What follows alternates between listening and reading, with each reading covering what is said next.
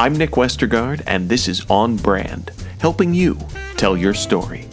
Personal branding isn't about the perfect headshot or a polished LinkedIn bio anymore. In an AI-saturated world, the leaders who stand out are the ones brave enough to lead with intuition rather than just data.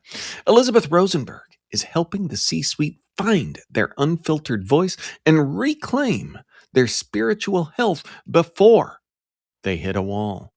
My conversation with Elizabeth Rosenberg is coming right up. But first, Elizabeth Rosenberg, welcome to On Brand. Thank you for having me.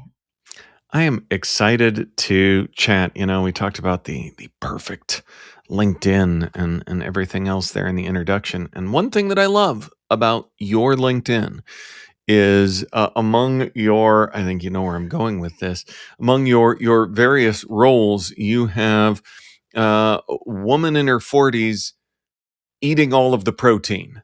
And it's a full-time job. and yes, I wanted to clarify, this is not an I was going to say an actual job, but this is you having some fun on LinkedIn, which people aren't often sure that is the place for that. So what made you include that? I love it. I think it's hilarious. Tells me so much about you before we've even talked very much. Why'd you do it? And why should others consider, if not eating all the protein, which is good for you, doing their version of that? LinkedIn is just another social media algorithm that we are all trying to game all the time. And I think that we forget about it because it is work focused. But there really isn't a competitor when it comes to where else we are all trying to show up as our best selves for both, I think, our coworkers and potential clients, bosses, anybody else that's in the kind of corporate sphere. The thing that I think that is most important about LinkedIn right now is that as we're all trying to game the system, we need to be thinking about what is going to make us stand out. And also just like have a little fun. Everyone's LinkedIn sounds exactly the same right now. You're going to see a lot more, I'm sure, now that we're talking about this, we'll see a lot more posts that look like they're AI written and helped out by AI, which I am an AI fan. I think that we need to creatively collaborate with AI, which I'm sure we'll talk about.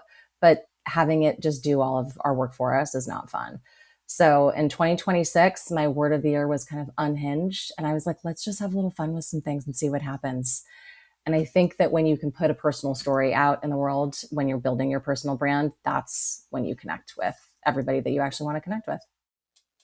I love that. And the LinkedIn bio, a great place for it. On my about page of my website, we all have the hyphenate roles that we give ourselves of, author, speaker, podcast host. But I tossed a few others in there, like Star Trek fan and father of 5 kids and, home cook and other things that speak to who I am.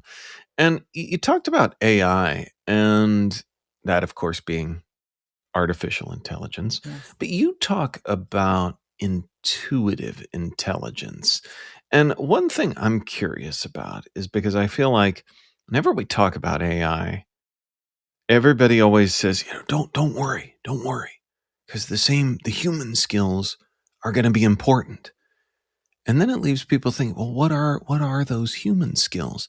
And nobody ever kind of bothers to answer or define that. Is that what intuitive intelligence is, or am I thinking about this wrong? No, I actually think you're thinking about it exactly right. I believe that there are 3 human skills that we will need to move forward in an AI-driven world: intuitive intelligence, emotional intelligence, and critical thinking. And those are things that are going to allow us to use AI in a positive way versus letting AI automate and completely take over our lives. Now, we don't know where AI is totally going yet.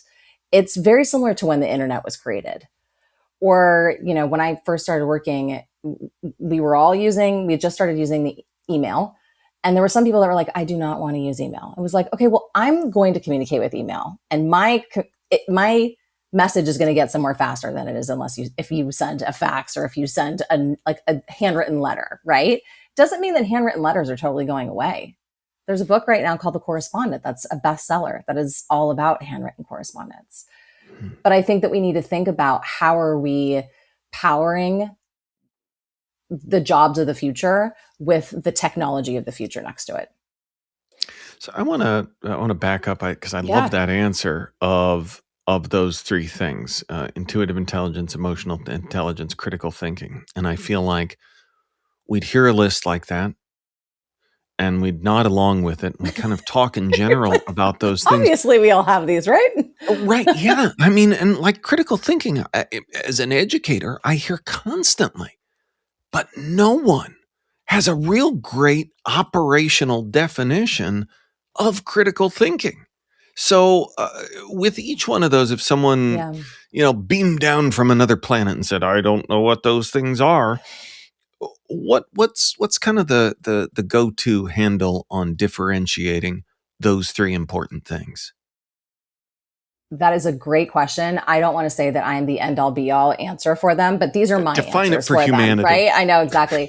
So intuitive intelligence to me is harnessing that power of utilizing our gut, right? We are all born with that fight or flight, that like, if a predator is coming to us, we should run. Like there's things that we are learning that we innately have within us that say like, yes, do that, don't do that. Once we have been hit with so much data, we start to trust the data more than we trust our kind of internal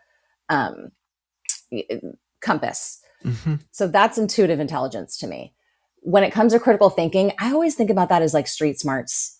And I just feel like a lot of people don't have that ability, or we've lost, I think, the training of that ability to really think of like, here's the problem. Where's the potential solution? Where are the other solutions that we can get to, right? There's just like not a one size fits all. And I think with critical thinking, we've lost that ability to think outside of the bubble of what that potentially looks like. Yeah. Does that make sense? It does. It does. And emotional intelligence, we probably have a little, I mean, that is pretty universally discussed in psychology, in the workplace. Yes. I mean, I would say that a lot of that has to do with compassion and empathy and kindness. And again, I think a lot of those things have been poo-pooed in corporate America. Yeah. Even though we've talked about like the kind leader and the empathetic leader and the difference between empathy and sympathy and the difference between kindness and to be nice. And I just don't think that we are like kind of hitting home or hitting it hard enough of really learning how to act that way on a daily basis. So you talk about the chief spiritual officer role. Yeah. I mean, is that a literal job title? I'm thinking back to woman in her 40s, eating all the protein. Is that one literal that you might find on an org chart, or is it a shift in how current C-level leaders need to operate? I know that it is a job on some org charts, which I think is fascinating. And I think it really comes down to what your definition of spirituality is. In many forms, I think people think of that as religion. That is not how I think about spirituality. I think about it as the tools, also kind of the emotional connection that you need in order to really harness and connect with your purpose, whatever that might be, having a larger impact in the world, your connection to humanity. And when I kind of launched Chief Spiritual Officer, I thought of it much more as if it is a place of permission where we can, I think, pull on the tools that people would normally think is woo-woo, but actually use those as your superpower in your job. So I am an intuitive medium. I've also been in corporate PR for 25 years, and I've worked with Fortune 500 leaders. I've worked with some of the most innovative brands in the world. And I think there's this thought that if you're doing tarot, or if you're doing, energy work, or if you get Reiki, that those things are just totally separate and don't have a place in corporate America. And the more that I talk about it, the more I have kind of uncovered leaders in major brands across the world are harnessing different tools in order to connect with their customers, connect with themselves, be on a personal and professional kind of, I think, growth journey. So to me, it's just like, let's just get rid of the BS and let's just all accept that we have something else that is a tool that we can, connect with whenever we need to. Well, and it's kind of a convergence too of literal intuitive intelligence, but also emotional intelligence Yeah. and taking care of yourself at a time when it feels like it's harder than ever to do that. You talk a lot about burnout as well, and we treat burnout, I think, sometimes from the wrong angle as a time Yeah. management problem. And Yeah. I wonder about that lens that you were just talking about of spiritual health and how that might help someone address burnout that they may be feeling. Well, I think the reality is everyone is going to burn out at some point. I don't think there's a lot of people out there that are like, this is how you can prevent burnout. And I just don't think that that's possible because burnout looks different to everyone, feels different to everyone. I burned out while I was at a job that I actually loved. So I think a lot of the time people are like, well, it only happens if you hate your job and it only happens if you're working 80 hours a week and or 100 hours a week. So I think its definition is very gray. The other thing about burnout is there's no silver bullet. Like there's not one thing that's going to make you feel better. So every time somebody burns out, they're like, oh my God, have you tried this? Or did you do that? Or I need a day off, or this person actually needs 6 months off. So I think that it is a very, very gray area. And I think it's very personal. My personal burnout did lead to a lot more of my spiritual health. It made me slow down. It made me prioritize different forms of healing in my life that I didn't actually know that I needed. And that has made me a significantly better leader. So it really comes down to, I think, again, listening to what your body's telling you. Because what was crazy is my body was telling me, like, girl, you need a break. My mind was like, go forth and prosper. You will be fine. Like, this is no problem. Like, you got this. And I just pushed myself too hard until I ended up in the hospital with a migraine where I lost all my motor skills. It was not fun. On Brand will be right back after this.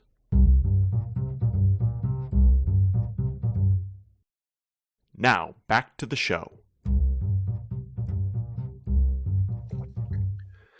So I think that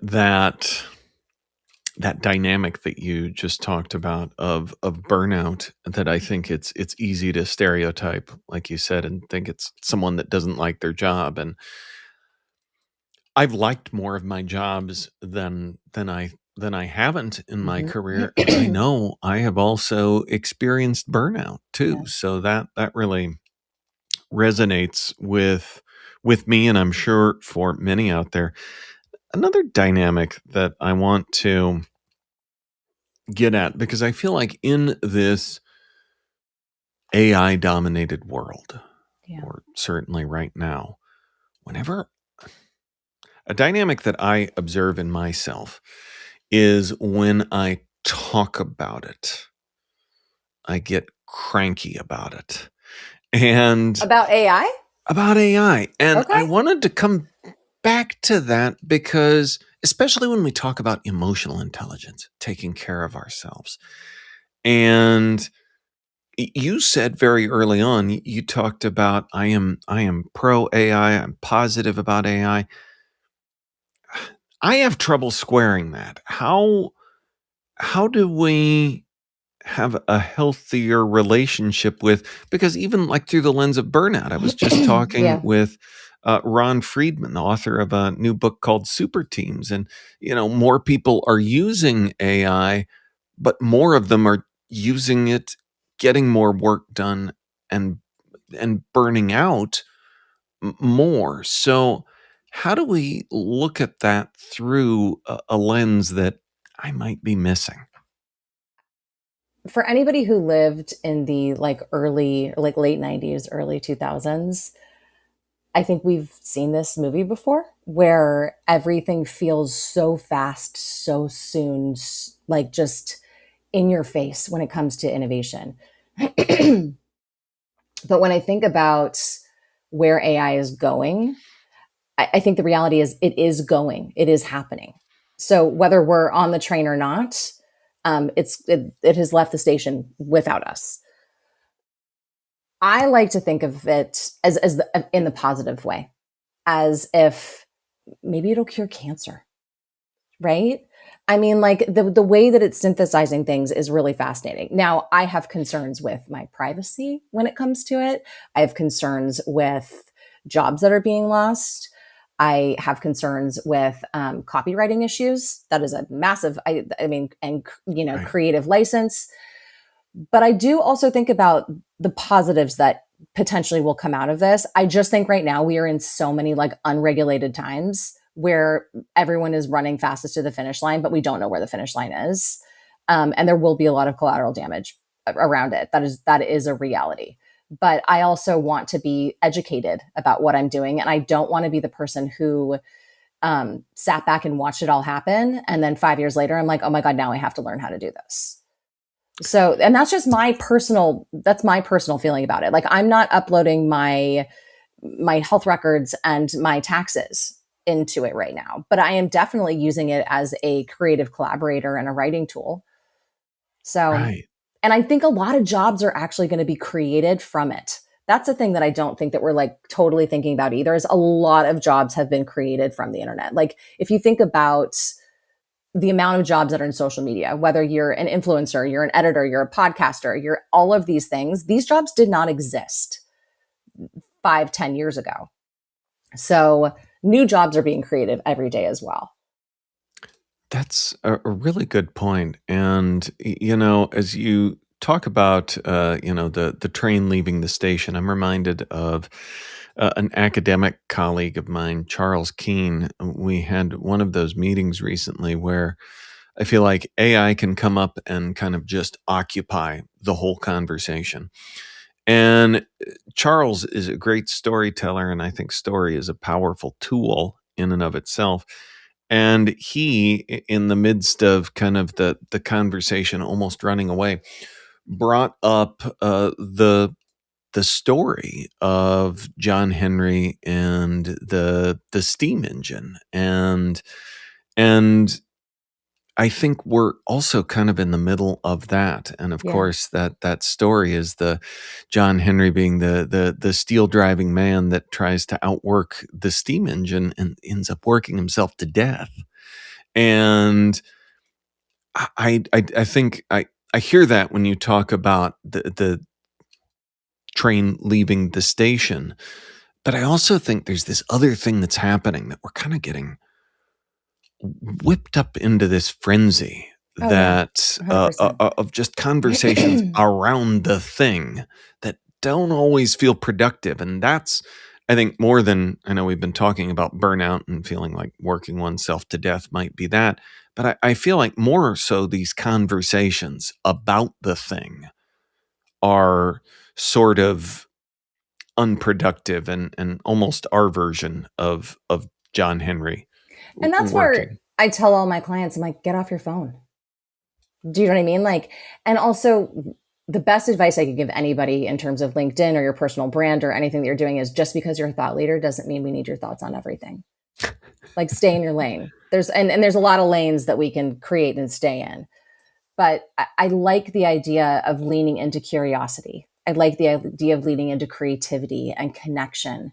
And I do think one of the good backlash things about people getting angry about AI is that they are connecting over their anger about AI and then going outside and doing things. Yeah. So there is community is the thing that's always going to, I think, drive us forward in any position that we're in life. I mean, even if I think back, if we all think back about the pandemic, there was a sense of unity, even though we were all in our homes, Yeah. you know? So I do think when we are kind of hit with new things in life, there is that sense of community in a nice way when you can find your people. So I want to kind of come full circle. We started talking about, gonna roll your eyes thinking he's gonna mention that again about my LinkedIn profile. But as we talk about AI, and I think that especially in your work on the PR side of things, helping leaders build brands that stand out now, and so many might see that assignment of Chat GPT, Claude, make me a LinkedIn profile of someone that's a leader in the healthcare space or Yeah. something, and it spits something out that looks the part, but might kind of miss the assignment. So uh, how how do we get back to getting that human element that embraces curiosity, intuition Yeah. into how we share ourselves, both online and off? I mean, it's funny because I actually wrote about that yesterday on LinkedIn because Claude told me to change my name as I was I looking at saw my. that. I was like, I don't want to change my name. Like, I love my name. There's a lot of Elizabeth Rosenbergs out there, and they are power women, so I'm in good company. Just change the whole name, it Yeah, it said? was like maybe you could First go. and last Maybe name. It didn't go say by. you should be Liz or something. It just, There's a very famous Liz Rosenberg. It was like maybe you should go by a different name. I'm like, oh, wow. no. Um, and it is interesting because I have been very concerned. I'm like, oh my god, are people just building their brands on AI, and is that something I should be worried about? I think it's why my proprietary practice is and process is very important. So I do an Akashic record reading with every one of my clients, which really kind of like gets into where they're going, what's happening, the blocks. It's a lot of healing, to be honest. And then I also use a behavioral data and do analytics with them as well. So in the first two sessions, I know more about you normally than you know about you. And then we dive into all the stuff because what I've always found is the story that people think is most interesting about them is not interesting at all.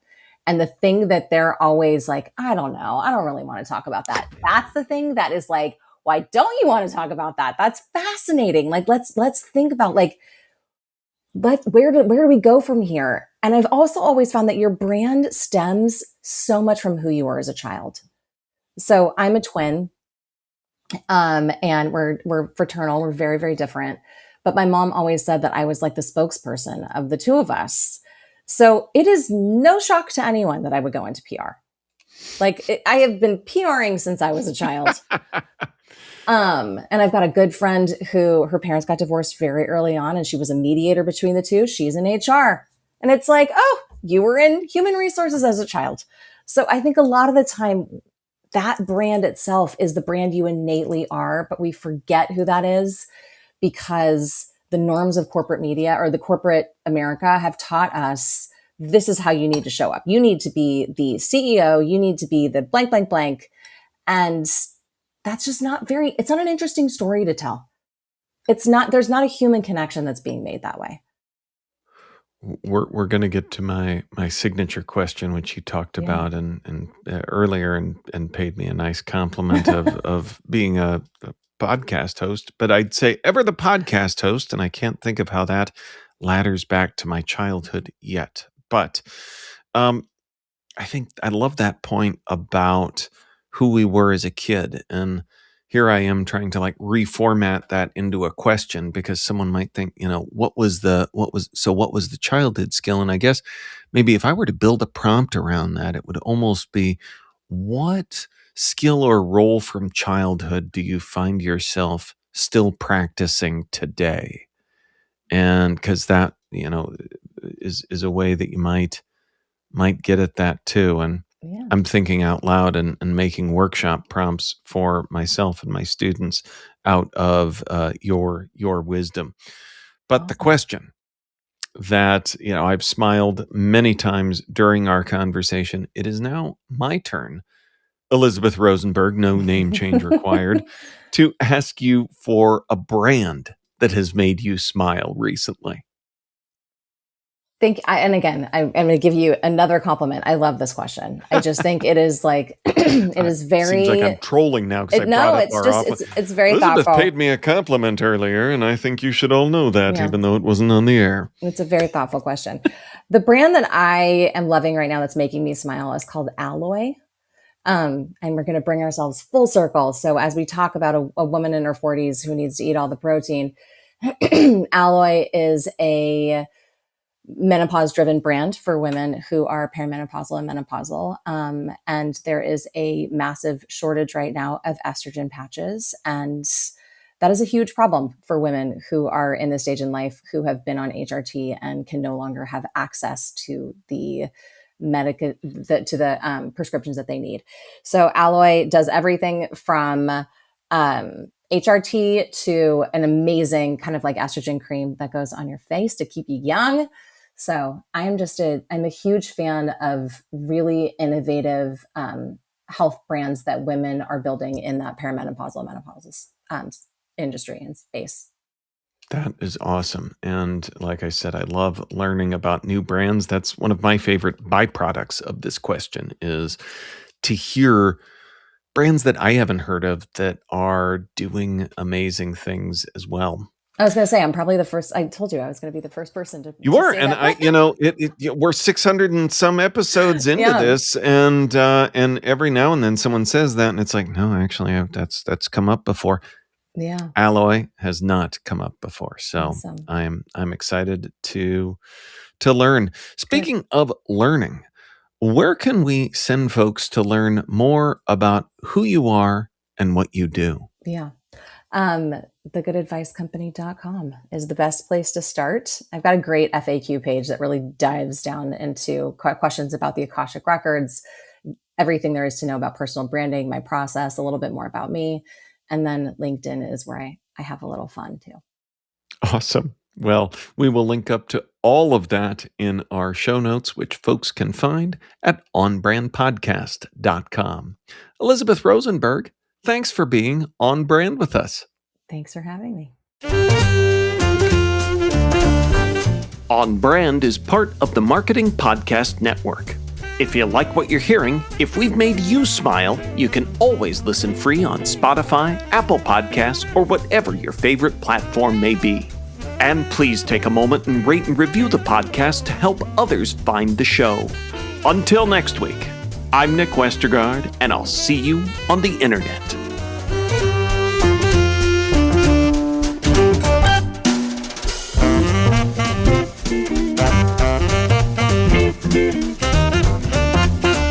Thank you.